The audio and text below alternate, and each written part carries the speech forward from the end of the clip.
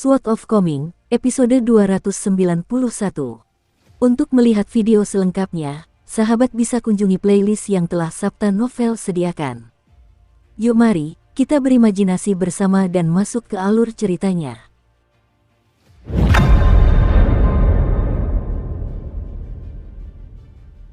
Apakah kau sudah pernah melakukan ramalan sebelumnya dan mendapatkan jawaban mengenai kejadian hari ini?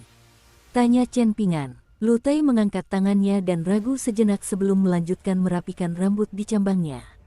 Ada ekspresi lembut di matanya, dan tangannya juga bergerak dengan cara menggoda saat dia terkekeh. Aku melakukan ramalan setiap hari.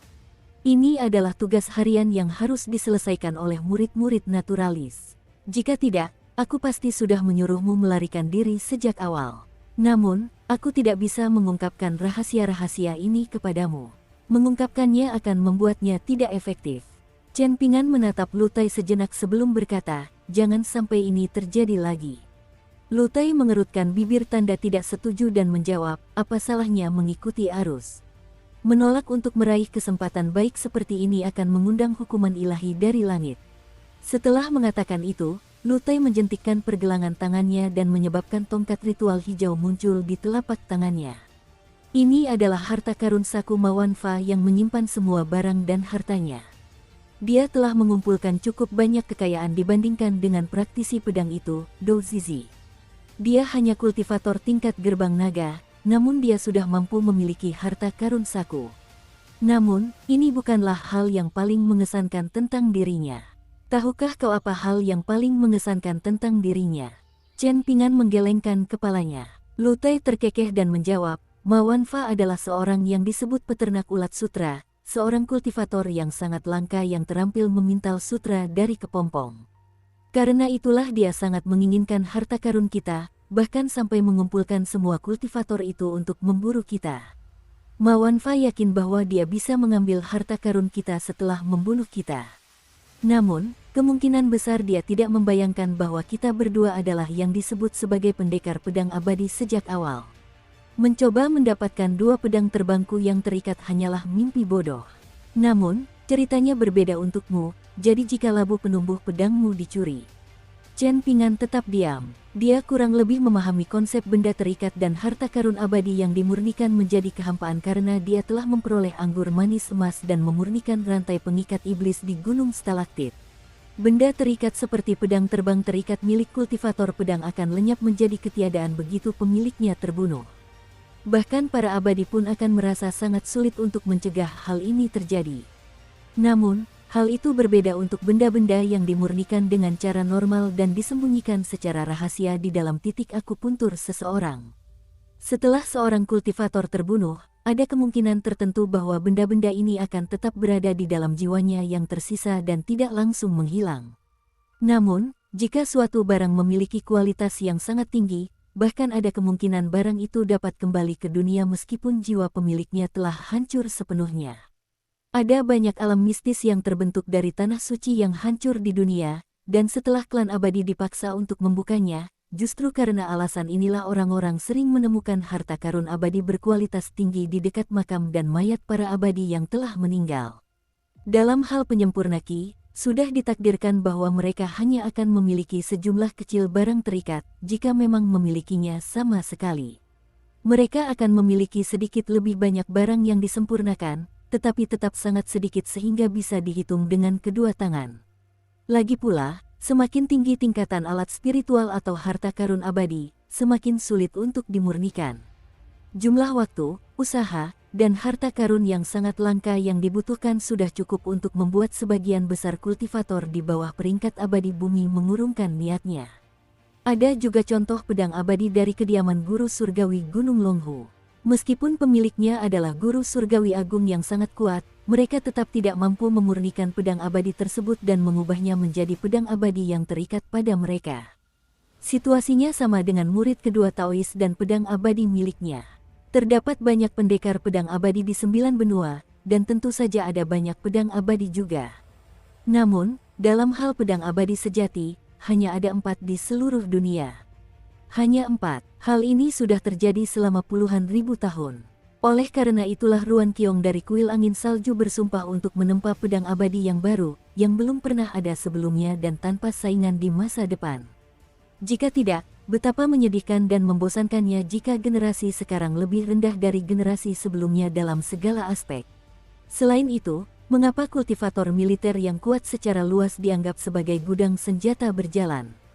Hal ini disebabkan karena mereka mampu memurnikan lebih banyak harta karun abadi. Bayangkan ini, setelah menggunakan teknik rahasia untuk mengubah diri mereka menjadi makhluk berkepala 3 dan berlengan 6, seorang kultivator militer kemudian memegang senjata ilahi di setiap tangan dan melindungi diri mereka dengan armor pembawa embun ilahi tingkat tinggi. Ditambah dengan fisik mereka yang sangat kuat, siapa yang masih berani menyaingi mereka? Para kultivator militer terkenal karena tidak bisa dibunuh, namun mereka bahkan lebih terkenal karena mampu membunuh orang lain dengan mudah. Lu Tai sedang dalam suasana hati yang gembira, jadi dia memberi Chen Pingan penjelasan rinci tentang apa yang disebut petani ulat sutra. Harta karun saku relatif unik dan sedikit berbeda dari barang terikat dan barang olahan. Tidak seperti alat abadi dan pedang terbang, harta karun saku lebih mirip dengan dunia kecil yang tidak dapat dihancurkan dengan segera. Selain itu, sangat sulit untuk memurnikan harta karun saku menjadi barang terikat. Akibatnya, terdapat pengetahuan mendalam mengenai cara mengekstrak harta karun saku dari tubuh para pemurni Qi. Berhasil mengekstrak harta karun saku akan mendatangkan kekayaan luar biasa yang cukup untuk bertahan selama bertahun-tahun.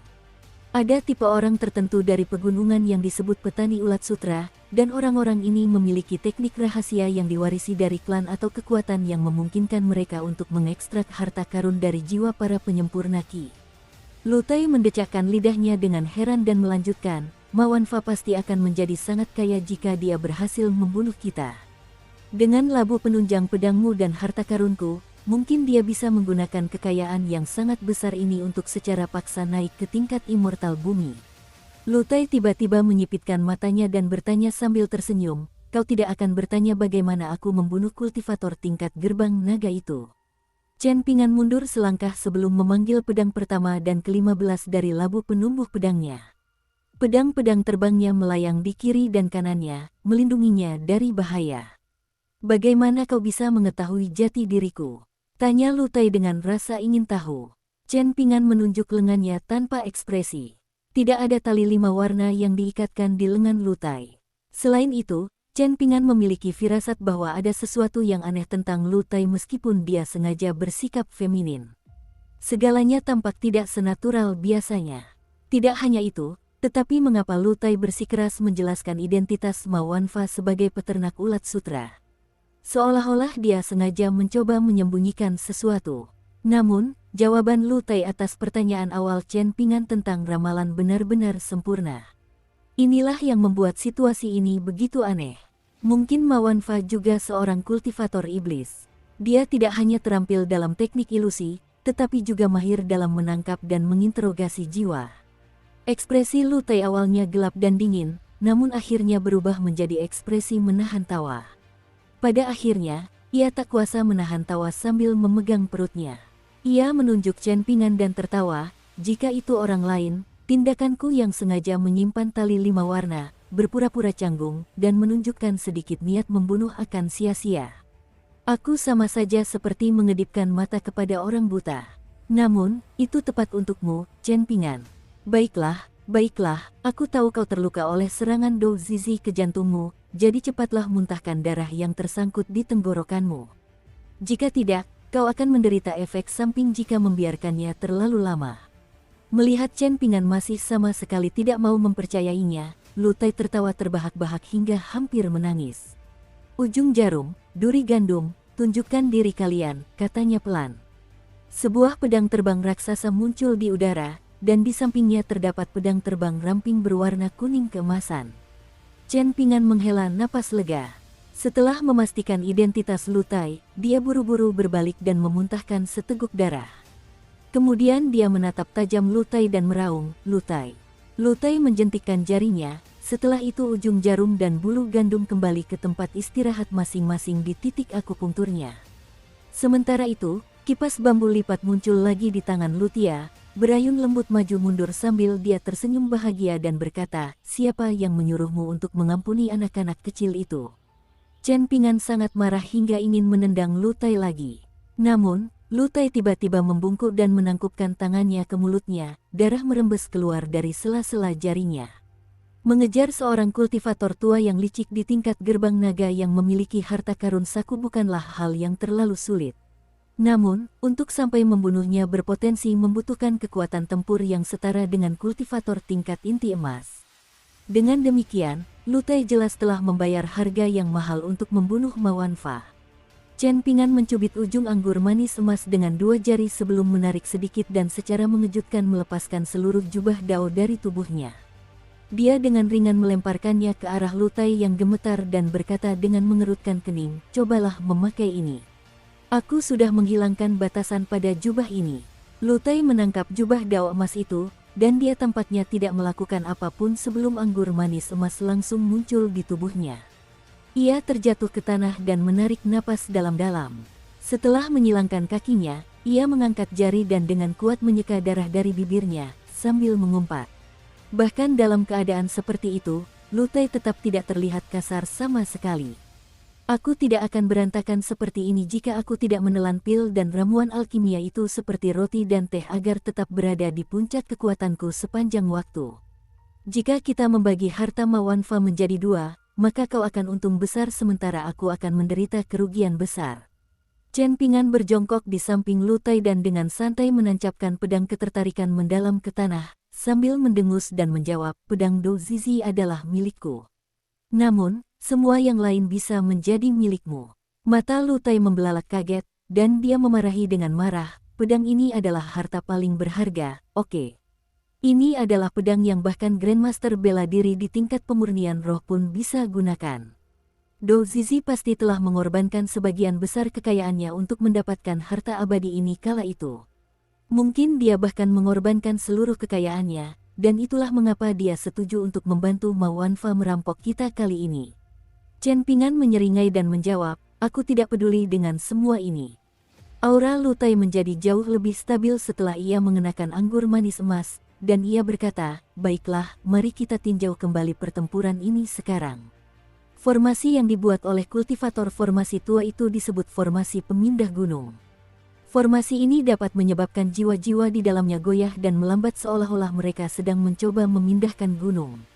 Formasi ini sangat efektif melawan pengolah ki di bawah tingkat inti emas. Bendera formasi kecil yang dia gunakan tidak berkualitas tinggi, tetapi jumlahnya yang banyak berarti bendera-bendera itu masih bernilai cukup mahal. Saat aku pulang, secara kebetulan aku bertemu dengan guru formasi tua yang malang itu. Dia hampir terbelah dua oleh ujung jarum, dan dia sangat ketakutan sehingga langsung berlutut dan memohon agar nyawanya diselamatkan. Ingus dan air mata menggenang di wajahnya. Aku memintanya untuk menyerahkan semua hartanya, tetapi lelaki tua itu tentu saja tidak mau melakukannya. Pada akhirnya, dia melakukan perlawanan terakhir dan bertarung sampai mati denganku.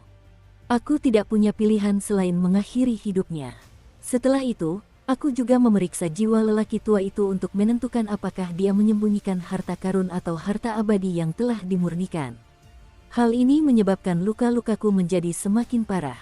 Namun, sayang sekali aku hanya berhasil mendapatkan buku ini, Jimat Ikan Sutra. Ternyata, jimat yang digunakan untuk menjebak kedua pedang terbangmu adalah intisari dari teks jimat ini, Jimat Sumur Kering.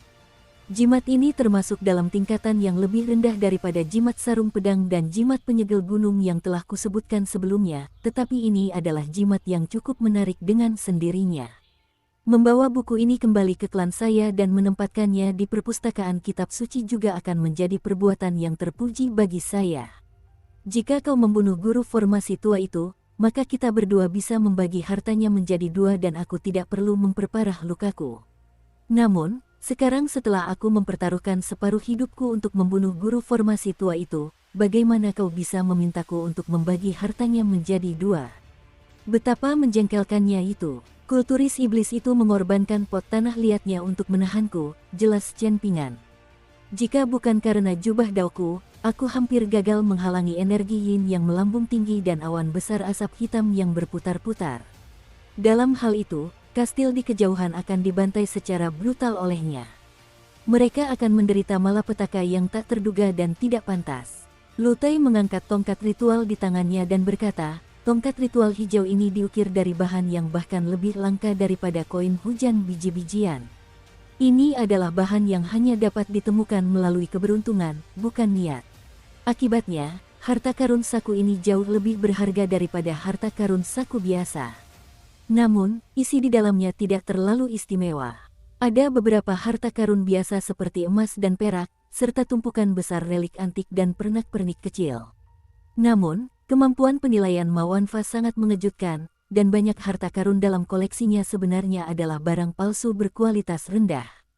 Beberapa botol pil alkimia di dalam harta karun sakunya juga cukup biasa saja. Jika mengabaikan nilai tongkat ritual ini, isi di dalamnya hanya bernilai sekitar 10.000 koin kepingan salju secara total. Dibandingkan dengan kekayaan kultivator tingkat gerbang naga di benua ilahi bumi tengah, mereka yang berada di benua daun payung memang jauh lebih rendah. Suara Lu Tai terdengar penuh kekecewaan. Hal itu juga dipenuhi dengan rasa bangga sebagai seseorang dari benua ilahi bumi tengah. Rasa bangga ini mirip dengan bagaimana beberapa kultivator pedang memandang rendah para pengolah ki lainnya. Hal itu juga mirip dengan bagaimana orang-orang di benua buluh lengkap memandang rendah benua botol berharga timur. Faktanya, Chen Pingan pun tidak sepenuhnya polos dalam hal emosi semacam itu. Ketika ia bertemu dengan sekelompok prajurit kavaleri elit dan tentara baik hati dari Kekaisaran Li Agung pada hari yang berangin dan bersalju di perbatasan, Chen Pingan juga diam-diam merasa bangga mendengar bocah kecil berbaju biru dan gadis kecil berbaju merah muda menyebutkan betapa busuk dan lemahnya para prajurit dan pejabat negara Istana Kuning. Hanya 10.000 koin kepingan salju, seru Chen Pingan dengan putus asa. Atau, balas Lu Tai. Chen Pingan ingat bahwa selama beberapa ratus tahun terakhir, harta karun abadi termahal di kapal Kun Gunung Upacara juga dijual dengan harga sekitar 10.000 hingga 20.000 koin kepingan salju. Ini adalah jumlah uang yang sangat besar bagi kedua saudari di kapal Kun. Perasaan mereka terhadap hal ini mirip dengan perasaan Chen Pingan ketika ia masih menjadi murid di Tungku Naga dan mendengarkan Liu Xian yang berbicara secara misterius tentang perkebunan besar di Jalan Keberuntungan dan bagaimana nilainya mencapai beberapa ribu tael perak. Saat itu, Chen Pingan hanya beberapa kali melihat perak lepas. Dia bertanya-tanya apakah Chun Sui dan Qiu Si telah melihat koin hujan biji-bijian berkali-kali setelah dia turun dari kapal Kun. Lu Tai sibuk memanfaatkan energi spiritual dari anggur manis emas untuk mengobati lukanya, sehingga dia tidak memperhatikan ekspresi sedih di wajah Chen Pingan. Dia mendengus dingin dan berkata, tali 5 warnaku rusak parah saat aku bertarung sampai mati dengan Mawanfa, dan salah satu harta abadi pertahananku juga hancur total. Tanpa memperhitungkan biaya perbaikan tali 5 warna, tahukah kau berapa nilai harta abadi itu? Lu Tai berkedip dan melanjutkan, selain bendera formasi dari kultivator formasi tua itu, aku bisa impas dan mungkin mendapat sedikit keuntungan jika semua yang ada di dalam harta karun saku itu menjadi milikku. Kau lupa menambahkan jimat ikan sutra, buku yang bisa kau simpan di perpustakaan kitab suci klanmu, kata Chen Pingan dengan ekspresi tegas. Lu Tai berpura-pura menyadari sesuatu dan berkomentar, oh, haha, aku lupa soal itu. Chen Pingan menunjuk ke harta karun saku di tangan Lu Tai dan berkata, ada juga tongkat ritual ini. Jika kita mundur selangkah dan berasumsi bahwa kita benar-benar membagi nilainya menjadi 2, berapa nilai setengah dari tongkat ritual ini? Harta karun saku itu tidak murah, bukan? Chen Pingan, seru Lu Tai dengan marah. Aku telah menderita luka yang begitu parah, jadi bisakah kau setidaknya membiarkanku menangis minta tolong? Aku sudah bilang bahwa semuanya milikmu kecuali pedang ini, jadi mengapa kau masih meratapi ini dan itu? Apa yang ingin kau capai? Tanya Chen Pingan. Lu Tai menghela napas dan menjawab, tentu saja karena aku merasa diuntungkan dan tidak bersikap baik padamu, jadi aku perlu mencari cara untuk menerima keuntungan besar ini sekaligus merasa tenang. Chen Pingan tidak tahu harus tertawa atau menangis. Seberapa bosannya kamu? Serunya. Lalu ia menarik pedang ketertarikan mendalam dari tanah dan menyerahkannya kepada Lu Tai, sambil menjelaskan secara singkat adegan aneh yang disaksikannya ketika pedang itu menembus jantung pria bertubuh kekar tersebut. Lu Tai melambaikan tangannya dan menolak pedang itu, langsung menjawab, aku tidak perlu memeriksa pedang itu sama sekali untuk tahu bahwa ini adalah hasil dari teknik sesat. Chen Pingan ragu sejenak sebelum bertanya, oh, benar, apa maksud orang itu dengan menjadi satu tadi? Lu Tai tersenyum dengan mata menyipit dan menjawab, kau akan mengerti setelah mengunjungi lebih banyak rumah bordil dan minum lebih banyak anggur bunga di masa mendatang. Dukung terus channel YouTube Sabta Novel. Chen Pingan mengabaikan ejekan itu dan meletakkan pedang secara horizontal di depannya. Kemudian, ia perlahan menarik pedang dari sarungnya, memperlihatkan bilahnya yang jernih seperti air musim gugur. Bahkan, saking jernihnya, terasa sedikit dingin, seolah-olah semua cahaya di sekitarnya berkumpul di bilah pedang itu. Bagaimanapun juga, pedang ini bernilai sangat mahal, komentar Lu Tai. Chen Pingan mengangguk setuju. Dia tidak meragukan hal ini. Cucu dari pendekar pedang suci negara penyiram air, Song Yusao, pernah secara khusus melakukan perjalanan ke stasiun penyeberangan abadi yang terletak di perbatasan dua negara dan menghabiskan 900 koin salju untuk membeli pedang pendek yang ditempa di pegunungan. Dia telah menghabiskan sebagian besar kekayaan villa air pedang. Selain itu, senior Song memiliki tingkat kultivasi seni bela diri yang serupa dengan Dou Zizi. Namun, dasar kultivasi dan niat sejati pedang Song Yusao dan Dou Zizi sangat berbeda meskipun keduanya adalah praktisi pedang kelas atas di dunia seni bela diri. Sebagai seorang ahli pedang ulung yang kekuatannya terkenal di seluruh dunia kultivasi, Song Yusao tidak mengandalkan apapun selain pedangnya. Dalam hal ini, Dou Zizi pun demikian, memusatkan seluruh perhatiannya hanya pada pedangnya. Memang ada jurang yang sangat besar antara mereka dan para penyelingki yang selalu mengeluhkan kurangnya harta karun abadi. Sementara itu, para kultivator pedang dari pegunungan bahkan lebih lugas. Mereka berupaya mencapai tingkat di mana mereka dapat menghancurkan semua teknik dan materi dengan satu bilah pedang. Chen Pingan mulai bertanya lagi tentang ahli formasi tua itu, khususnya tentang teknik penggantian yang dia gunakan setelah menghancurkan jimat tersembunyinya. Ini juga pertama kalinya Lu Tai menyaksikan jimat semacam itu beraksi, tetapi bukan pertama kalinya dia mengetahui keberadaannya. Keturunan klan Lu yang berpengetahuan luas mulai menjelaskan jimat ini kepada Chen Pingan dengan fasih. Memanfaatkan kesempatan ini, ia juga menjelaskan bagaimana beberapa jimat dan formasi dapat digunakan bersama untuk saling melengkapi. Baru pada saat inilah Chen Pingan menyadari bahwa menggunakan dua jimat pemendekan tanah sekaligus dapat menghasilkan beberapa hasil yang mengejutkan. Teknik-teknik abadi dan kemampuan mistis dari pegunungan memang tak terbatas variasinya dan fantastis sifatnya. Baiklah, aku hampir selesai di sini. Luka-lukaku sudah stabil, dan aku hanya perlu beristirahat dengan tenang setelah ini, umum Lu Tai. Dia berdiri dan menggunakan dua jarinya untuk melepaskan jubah dao emas dari tubuhnya. Dia dengan santai melemparkannya kembali ke Chen Pingan, yang merentangkan tangannya dan membiarkan jubah dao itu secara otomatis meluncur ke tubuhnya seolah-olah dibantu oleh seorang pelayan. Lu Tai menyelipkan tongkat ritual hijau ke dalam lengan bajunya sebelum tersenyum dan bertanya, apa ketakutan terbesar saat berbagi rampasan perang? Dia menjawab pertanyaannya sendiri, melanjutkan, distribusi yang tidak adil inilah yang menyebabkan konflik internal yang parah. Jadi, saya baru saja melakukan beberapa perhitungan, dan sekarang saya berutang setengah dari harta karun tongkat ritual kepada Anda. Menerjemahkan ini ke dalam koin kepingan salju. Lu Tai tiba-tiba menghela napas dan memegang dadanya, mengerutkan alisnya karena khawatir dan berkata, membicarakan hal ini saja sudah membuat hatiku sakit. Chen Pingan segera memukul kepala Lu Tai dan memarahinya sambil tersenyum, dasar nakal. Di gunung tertindas, Weibo selalu menghukum bocah kecil berbaju biru seperti ini. Lu Tai tersentak kaget, tetapi dia tidak mempermasalahkannya. Aku akan mengamati sekeliling dulu. Tidak perlu terburu-buru untuk berangkat, kata Chen Pingan. Setelah mengatakan itu, dia melompat ke dahan yang tinggi dan menatap ke kejauhan. Lu Tai mendongak, dan ia ragu sejenak sebelum melompat dan mengumpulkan keberaniannya untuk berdiri di dahan yang tinggi. Namun, ia tidak lupa meletakkan satu tangannya di batang pohon, dan barulah ia merasa sedikit lebih tenang. Sambil memegang pedang kekaguman mendalam di satu tangan dan labu pembina pedang di tangan lainnya, Chen Pingan akhirnya meneguk anggur lagi dalam pemandangan yang jarang terjadi. Lu Tai, aku sebenarnya sangat sadar bahwa akan ada masalah yang tak ada habisnya jika kau tidak membunuh Ma Wanfa barusan. Sisa perjalanan kita akan penuh dengan bahaya. Aku pernah mengalami sifat merepotkan dari seorang pemurniki yang menguntitku di negara sisir air. Jadi, pedang ini sudah cukup bagiku. Kau tidak perlu memberiku koin kepingan salju tambahan. Lu Tai baru saja akan mengatakan sesuatu. Namun, Chen Pingan sudah berbalik dan berkata sambil tersenyum, setelah mengenalmu, aku semakin menyadari bahwa aku tidak bisa selalu berpegang teguh pada alasan dan prinsipku sendiri. Hal yang paling menakutkan di dunia adalah menjadi terlalu ekstrim. Jika kau benar-benar merasa tidak nyaman, berikan saja aku uang. Aku akan dengan senang hati menerimanya.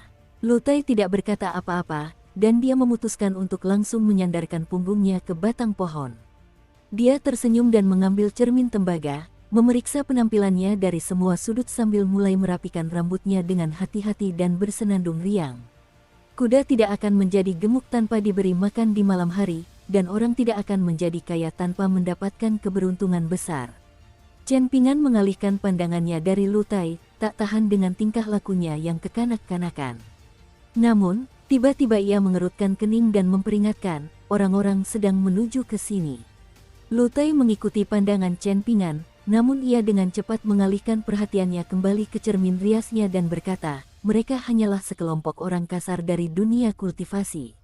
Mereka kemungkinan besar orang-orang dari kastil itu. Karena kau memakai anggur manis emas, kau akan tetap tidak terluka meskipun kau berdiri di sana dan membiarkan mereka menebasmu beberapa lusin kali. Semakin sedikit masalah semakin baik, jawab Chen Pingan. Jika tubuhmu merasa baik-baik saja, sebaiknya kita segera berangkat dan melanjutkan perjalanan ke utara. Lu Tai ragu sejenak sebelum bertanya dengan suara ragu, bisakah kita berhenti di sini dan beristirahat selama beberapa hari? Baiklah, jawab Chen Pingan sambil mengangguk. Sekelompok orang yang kuat dan lincah memasuki hutan pegunungan dari kastil, masing-masing dari mereka adalah kultivator dengan fondasi yang kuat. Namun, fondasi mereka hanya kuat jika dibandingkan dengan praktisi bela diri biasa di dunia kultivasi. Pemimpinnya adalah seorang tetua berjubah biru yang memiliki cambang panjang dan pembawaan yang elegan. Napasnya tenang, dan langkah kakinya ringan. Dia kemungkinan besar adalah seorang elit dalam seni bela diri internal. Di belakangnya terdapat dua pemuda berusia sekitar 20 tahun, satu laki-laki dan satu perempuan. Keduanya mengenakan pakaian mewah, pemuda itu tampak tampan dan perempuan itu tampak lembut. Penampilan mereka agak mirip, dan sangat mungkin mereka bersaudara. Pemuda itu membawa busur komposit di punggungnya, sementara wanita muda itu mengenakan sepatu bot bela diri bersulam dan membawa gelang emas berbentuk ular yang sangat indah. Mereka seperti sepasang pemuda yang perkasa dan anggun. Di belakang mereka terdapat sekelompok bawahan yang berjumlah sekitar selusin orang, bertubuh tegap dan kekar, dan semuanya mengenakan pakaian sederhana dan ketat. Namun, tiba-tiba mereka melihat dua pria muda berjalan mendekat dari kejauhan. Mereka semua berhenti dan mengambil senjata mereka, ekspresi mereka dipenuhi kewaspadaan dan kecemasan. Pria tua yang memimpin kelompok itu tersenyum dan menangkupkan tinjunya, berkata, "Saya Heya, administrator benteng elang terbang. Tuan-tuan muda, apakah kalian berdua melihat ada makhluk abadi atau iblis terhormat di dekat sini?" Lu Tai tersenyum dengan mata menyipit dan menjawab, "Sejak kapan makhluk abadi dan iblis pernah ada di dunia ini? Mungkin Anda sedang bercanda, tuan tua." Pria tua itu terdiam. Sementara itu, mata wanita muda itu berbinar ketika melihat Lu Tai, seseorang yang tampak seperti makhluk abadi dari cerita-cerita. Dia menjadi penuh energi dan antusiasme. Kakak laki-lakinya relatif lebih berhati-hati, mengamati kedua tamu tak diundang itu dari atas ke bawah. Tidak ada pemandangan terkenal dalam radius 50 km dari benteng elang terbang, dan hanya ada pegunungan dan sungai biasa. Terlebih lagi, hanya ada dua jalur pegunungan yang menuju ke benteng elang terbang, satu lebar dan satu sangat sempit. Namun, jalur yang lebar akan menemui jalan buntu cukup jauh dari benteng. Tujuannya adalah untuk mencegah orang luar mengikuti jalur yang lebar dan menemukan benteng yang terpencil dari dunia. Sekitar 3 hingga 4 dekade yang lalu, benteng elang terbang masih menjadi kekuatan bela diri yang dominan di negara Agarwood. Namun, setelah mengalami malapetaka besar, benteng tersebut mulai mengisolasi diri dari dunia luar. Mereka sengaja menghancurkan jalan lebar yang menuju ke benteng, dan orang-orang dari benteng jarang keluar. Namun, benteng elang terbang tidak sepenuhnya terisolasi dari dunia luar, karena masih ada arus perdagangan penting antara benteng dan kota-kota lain. Anggota dunia kultivasi yang memiliki hubungan baik dengan benteng juga sesekali berkunjung untuk bersantai atau menguji kemampuan bela diri mereka. Sungguh aneh bahwa bocah laki-laki dan pemuda itu muncul di sini. Tepat saat itu, benteng telah menemukan pertempuran mengerikan antara para abadi di dekat daerah ini. Ada kepulan asap hitam yang berputar-putar, dan juga ada pancaran cahaya yang menyilaukan. Pada akhirnya, sebuah manifestasi dao emas yang anggun tiba-tiba muncul di udara dan menjulang tinggi di atas hutan pegunungan. Sebagian besar orang di benteng elang terbang belum pernah menyaksikan pemandangan menakjubkan seperti itu sebelumnya. Akibatnya, benteng itu langsung dipenuhi dengan kecemasan dan diskusi yang penuh semangat. Setelah serangkaian diskusi, penguasa benteng meminta administrator Heya untuk keluar dan memeriksa situasi. Adapun pemuda dan gadis muda itu, mereka diam-diam menyelinap keluar tanpa mendapat persetujuan sebelumnya. Setelah bertemu dengan Heya di tengah jalan menuju tujuan, administrator tua itu tidak punya pilihan selain membawa mereka bersamanya. Namun, ia sengaja memperlambat laju dan mengambil beberapa jalan memutar sebelum akhirnya tiba di lokasi ini. Pada akhirnya, ia bertemu dengan dua orang yang tampaknya sedang menikmati pemandangan dengan santai. Heya tampak tenang di permukaan, namun sebenarnya ia merasa sangat tegang di dalam hatinya. Ia takut kedua tuan muda yang tampak seperti dewa itu tiba-tiba akan menunjukkan taring mereka dan menyerang kelompok mereka. Selain orang-orang tua seperti Heya yang memiliki segudang pengalaman di dunia kultivasi, bahkan penguasa benteng elang terbang saat ini pun hanya memiliki sedikit pemahaman dan apresiasi terhadap hal-hal aneh dan rahasia yang ada di dunia kultivasi tetapi tidak ada di dunia fana. Namun, hal ini wajar saja karena penguasa benteng hanya pernah mendengar tentang hal-hal ini sebelumnya tetapi belum pernah menyaksikannya sendiri. Heya berbeda, karena dia telah berkelana melintasi dunia kultivasi di masa lalu. Dia telah mengunjungi tempat yang disebut pinggang gunung beberapa kali. Karena itu, administrator tua itu bersikeras membuat banyak peraturan yang dianggap sangat aneh oleh para pemuda di benteng elang terbang. Misalnya, benteng elang terbang harus menempelkan jimat yang ditulis dengan tinta merah dan dibeli dari kuil Taois di luar benteng pada beberapa gerbang penting setiap kali tahun baru, festival ke-9 ganda, dan sebagainya. Ada juga upacara pemanggilan arwah yang dilakukan setelah anak-anak kecil ketakutan, dupa dan buah-buahan yang sering dipersembahkan oleh warga lanjut usia di persimpangan jalan, dan sebagainya. Banyak orang tidak menyadari makna yang lebih dalam di balik hal-hal tersebut. Setiap kali seseorang meninggal karena sebab yang tidak wajar di benteng elang terbang, misalnya, tenggelam, kecelakaan, dan penyebab lainnya, administrator tua itu akan bersikeras untuk mengikuti lebih banyak aturan lagi.